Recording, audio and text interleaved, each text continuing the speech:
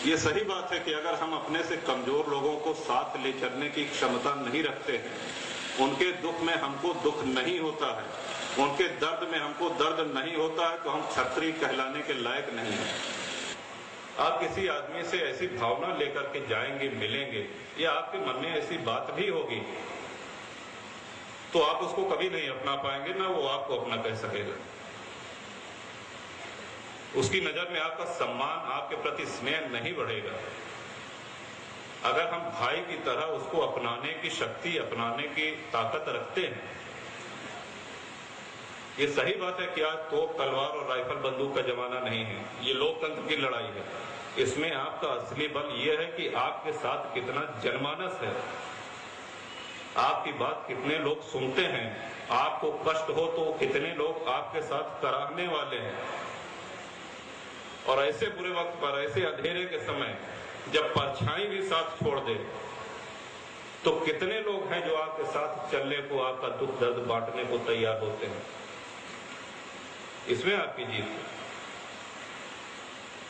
अक्सर क्षत्रिय महासभा में आप सब लोग गए हैं, मैं भी जाने का सौभाग्य मुझे भी मिला है। ओजस्वी भाषण दिए जाते हैं, तालियां बटोरी जाती हैं, लोग शेर व शायरी पढ़ते हैं, और जाते समय उन सारी बातों को भुला दिया जाता है। और कारण क्या है कि हमारा इतिहास इतना गौरवशाली रहा है। महाराणा प्रताप की हम बात करते हैं। महाराणा प्रताप हमारे प्रातः स्मरणीय हैं। क्षत्रिय वंश में उनसे प्रतापी राजा, भगवान राम तो ईश्वर थे, उनसे प्रतापी राजा अधिकांश लोग सहमत होंगे कि दूसरा कोई नहीं हुआ। लेकिन क्या ये दुर्भाग्य की बात नहीं कि जब महाराणा प्रताप लड़ रहे थे तो एक भी क्षत्रिय वंश उनके साथ नहीं था। जयपुर, जोधपुर, बीकानेर, आमेर, जैसलमेर, जितने महाराज थे, सबकी सेनाएं अकबर की सेना के साथ कंधे से कंधा मिला करके महाराणा प्रताप के सामने आकर के लड़ने को खड़ी थी।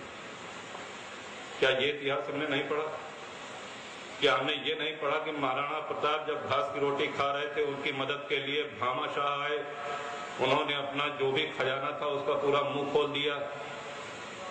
वो एक व्यापारी थे जिसको आज हम वैश्य या बनिया कहेंगे। क्या हम ये भूल जाएंगे कि समाज की अंतिम पंक्ति में रहने वाले भील, कोल, आदिवासी, ये सब अपने टूटी फूटी धनुइयां और मोथरी तलवारें लेकर के महाराणा प्रताप के साथ मुगलिया फौज से टकराने का हिम्मत किया और अपनी पूरे प्राणों की आहुति दे दी। उस समय ठाकुर कहाँ थे? ये हमारा दुर्भाग्य है, हमारे समाज का दुर्भाग्य है कि महाराणा प्रताप जैसा महानायक आज अपनी मृत्यु के 450-500 वर्ष बाद क्षत्रियों का नेता जरूर बन गया, लेकिन अपने जीते जी महाराणा प्रताप क्षत्रियों के नेता नहीं बन पाए। हर एक ठाकुर की तलवार ऊपर तनी रही, कोई एक गिलास पानी पूछने वाला नहीं था उनको। क्या हम इस पर चिंतन नहीं करेंगे? ये तो बड़ा गंभीर विषय छेड़ दिया गया है। दशहरे का महत्व हम सभी लोग जानते हैं। कक्षा 2 के छात्र से भी पूछा जाए तो वो कहेगा बुराई पर अच्छाई की विजय हुई, भगवान राम ने रावण को मारा, इसलिए दशहरा मनाया जाता है। लेकिन इतनी दूर दूर के क्षेत्र के आप सब लोग आए हैं, इतने विद्वज्जन इस मंच पर बैठे हैं, मंचासीन हैं। अगर हम यहाँ से कुछ सीख कर न गए, कुछ लेकर के न गए, तो क्या हमारा यहाँ आना, हम सब लोगों का यहाँ जुटना व्यर्थ नहीं हो जाएगा? हो सकता है आप में से कई लोगों को हमारी बातें अच्छी न लग रही हो, मैं क्षमा प्रार्थी हूं उनसे, और हो सकता है हमारे कुछ नौजवान भाई हमसे सहमत भी हो। और हमारे जिन बुजुर्गों को या जिन भी लोगों को मेरी बातों से सहमत नहीं है, मैं अपनी धृष्टता के लिए उनसे क्षमा याचना करता हूं। और ये कहना चाहता हूं कि इतिहास हम सब लोगों का निसंदेह बहुत ही गौरवशाली है। चंबल और उससे लगा हुआ क्षेत्र, मेरा ननिहाल भी झांसी में है, समथर में 10 प्रभावित क्षेत्र माना जाता है। आपको अपनी रक्षा के लिए, अपने ग्रामवासियों की रक्षा के लिए, अपने कस्बे के, अपने घर परिवार की रक्षा के लिए शस्त्र धारण करना, ये तो जायज बात है। नाजायज तो तब होता है, शस्त्र भगवान राम ही धारण करते थे। शस्त्र जितने महापुरुष जिनकी हम पूजा करते हैं सब धारण करते थे। भगवान श्री कृष्ण धारण करते थे, भगवान शिव धारण करते थे,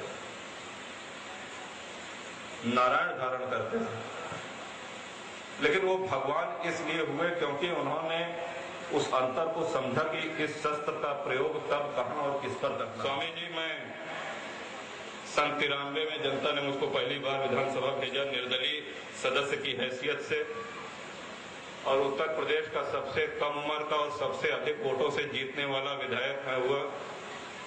93 के बाद 96, 96 के बाद 2002 और 2002 के बाद 2007, ये 4 चुनाव में लड़ा।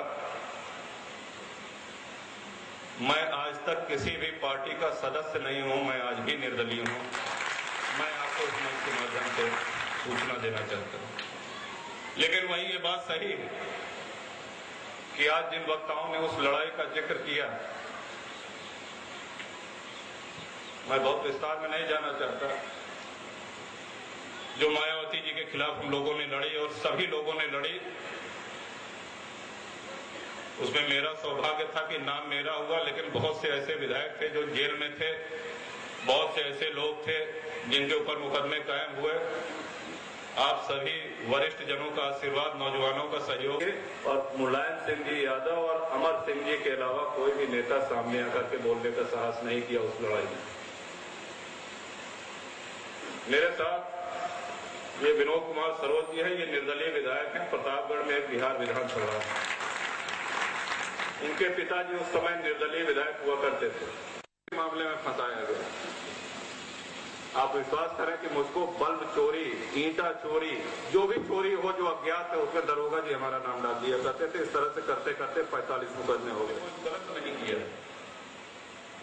एक बड़ी लंबी लड़ाई।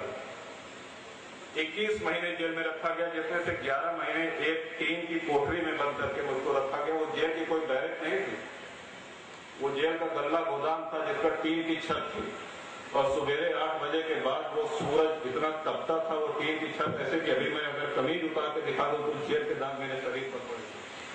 हम बहुत बड़े क्षत्रिय हैं, तो क्या हम अपने पड़ोसी के, अपने पट्टीदार के, अपने चचा जात भाई की उन्नति पे सुखी होते हैं? बताइए अगर मैं गलत कह रहा हूं। हम बहुत बड़े क्षत्रिय हैं। हम चुनाव में गए, ठाकुरों के किसी गांव में गए, चुनाव में इतनी व्यस्तता है कि हम हर एक ठाकुर के यहां नहीं जा सकते। अगर किसी गांव में 10 घर ठाकुर हैं, हम एक घर में चले गए तो बाकी 9 घर नाराज हो गए कि अच्छा ठीक है, वही ठेका ले लिए हैं, वही जीता है, हमसे क्या मतलब। क्या ये भावना हमारे अंदर नहीं है?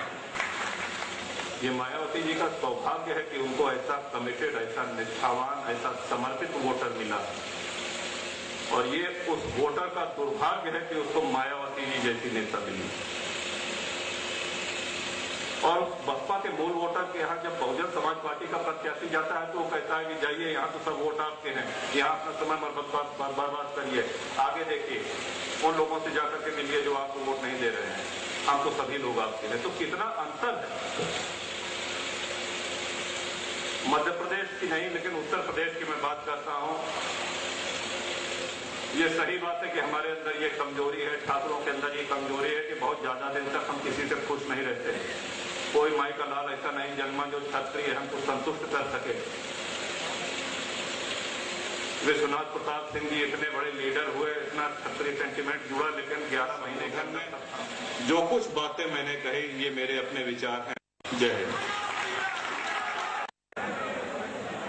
आप सबसे निवेदन करता हूं सभी संत कृपाल सिंह जी से आशीर्वाद लेकर जाएं, माननीय संत कृपाल सिंह जी। और इसके पहले यहाँ समाज की ओर से